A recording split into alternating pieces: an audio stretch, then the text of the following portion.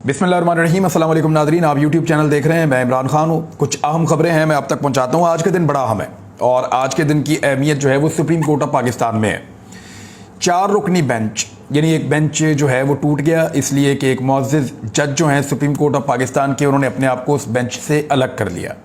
इस हवाले से एक और खबर भी है, वो बहुत इंपॉर्टेंट है। मैं आपको बताऊँगा कि सुप्रीम कोर्ट ऑफ पाकिस्तान के एक और मुअज़्ज़िज़ जज जस्टिस शाहिद वहीद साहब ने क्या कहा इस बारे में, वो मैं आपको बताता हूँ। क्योंकि जो एतराज़ात किए जा रहे हैं, ऐसा लगता है कि हमारे इदारों को पॉलिटिसाइज़ किया गया है।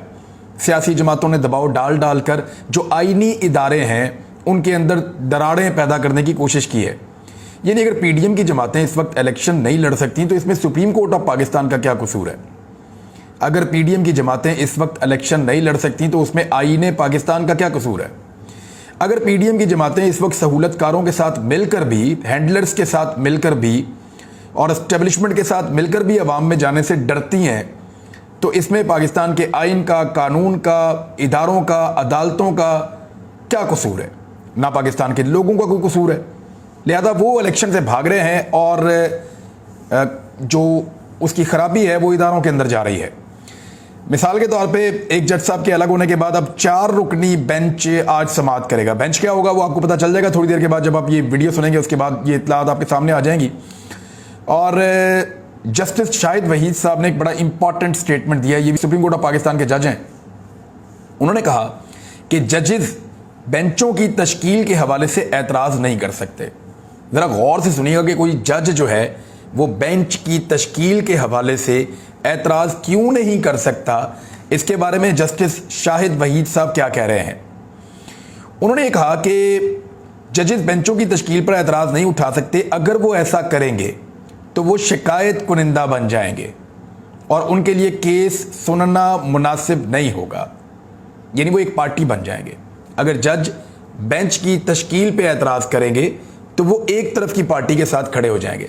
मिसाल के तौर पे पाकिस्तान तहरीक-ए-इंसाफ को एक बेंच फ़र्ज़ करें पसंद नहीं है और वो तो एतराज़ कर सकती है बगौर पॉलिटिकल पार्टी के, लेकिन अगर उस बेंच के अंदर मौजूद जजेस एतराज़ करना शुरू कर देते हैं या जजेस एतराज़ करते हैं बेंच की तश्कील के ऊपर, तो इससे वो जजेस भी एक पार्टी बन जाएंगे। जैसे पीटीआई को अगर पसंद नहीं है या पीएमएलएन को पसंद नहीं है या पीपल्स पार्टी को पसंद नहीं है या किसी भी एक फरीक को जो अदालत के अंदर जिनका केस सुना जा रहा है, किसी एक फरीक को वो बेंच पसंद नहीं है, वो उस पर एतराज़ तो कर सकता है, लेकिन जो जजेस हैं वो उस पर एतराज़ नहीं कर सकते, क्योंकि अगर वो एतराज़ करेंगे तो वो फरीक बन जाएंगे। क्योंकि ये चीज़ फरीकैन जो हैं वो कर सकते हैं, जजेस नहीं कर सकते। वो ये बताने की कोशिश कर रहे हैं जज साहब।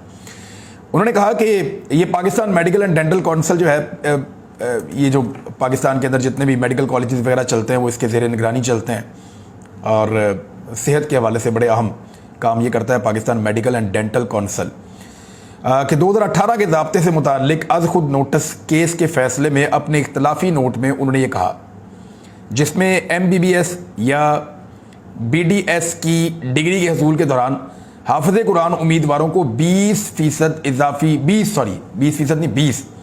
इजाफी नंबर देने की तजवीज़ दी गई है।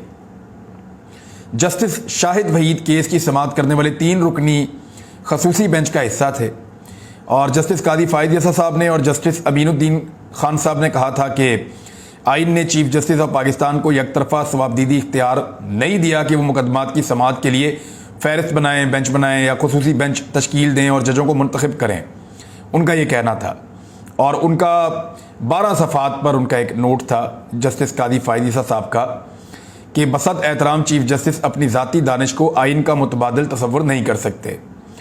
उन्होंने तजवीज़ पेश की कि आइन के आर्टिकल 184(3) के तहत मुकदमात को उसी वक्त तक मौखर कर दिया जाए जब तक कि सुप्रीम कोर्ट रूल्स 1980 में चीफ जस्टिस के बेंचों की तश्कील के सवाबदीदी इख्तियारात से मुताल्लिक तरामीम नहीं की जाती।